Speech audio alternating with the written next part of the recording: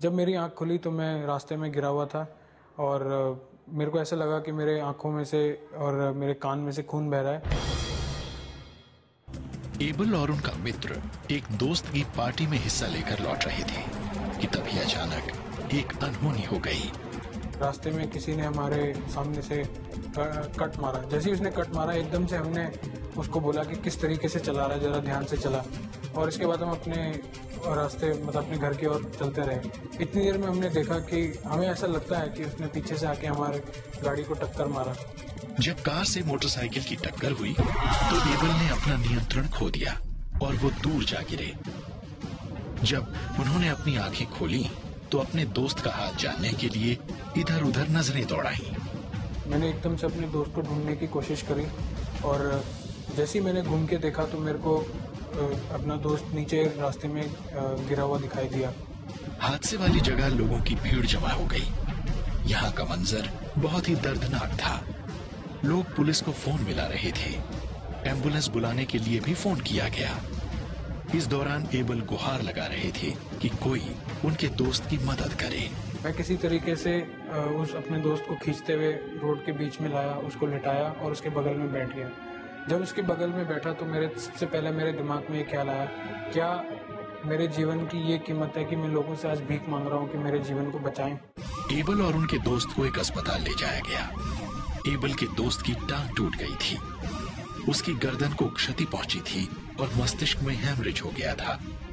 खुद एबल को भी कई चोटें आई थी।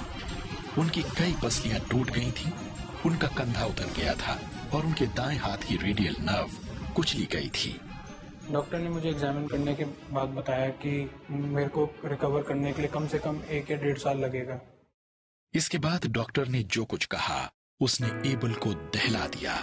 और उसके बावजूद भी उन्होंने एक चीज बताई, क्योंकि मेरी रेडियल नर्व कट गई थी तो शायद मेरा हाथ, मैं कभी अपने सीधे हाथ का इस्तेमाल ना कर सकूं। इस बात ने एबल को सबसे ज्यादा परेशान किया कि वो अब अपने हाथ का शायद फिर कभी इस्तेमाल न कर पाए। जैसे ही डॉक्टर ने मुझे बताया तो सबसे पहले मेरे दिमाग में ये ख्याल आया कि क्या मैं अपाहिज हो गया हूँ, क्या मैं हमेशा अपने हाथ, क्या मैं अब इसके बाद अपने हाथ को कभी इस्तेमाल नहीं कर पाऊंगा।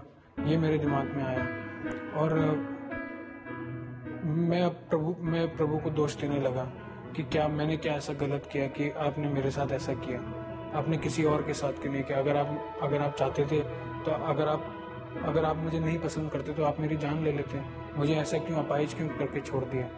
एबल के हाथ की 4 घंटे तक सर्जरी की गई। उन्होंने जो मेरी सीधे हाथ में एक रॉड डाली और जो रेडियल नर्व जो कट गई थी उसको जोड़ने की कोशिश करी, क्योंकि वो बिल्कुल कट भी गई थी और पिचक गई थी। तो उन्होंने जितना भी डॉक्टर से हो सका उन्होंने किया। जब ऑपरेशन के बाद एबल घर लौटे तो वो बहुत ज्यादा हताश हो गए और उन्हें लाचारगी की भावना ने घेर लिया। मेरे अंदर एक बेबसी थी, एक लाचारी, जो मैंने कभी अपने जीवन में ऐसा महसूस नहीं किया था। मैं हमेशा अपने आप को इंडिपेंडेंट समझता था, हमेशा खुद डिसीजन लेता था, खुद कार्य करता था।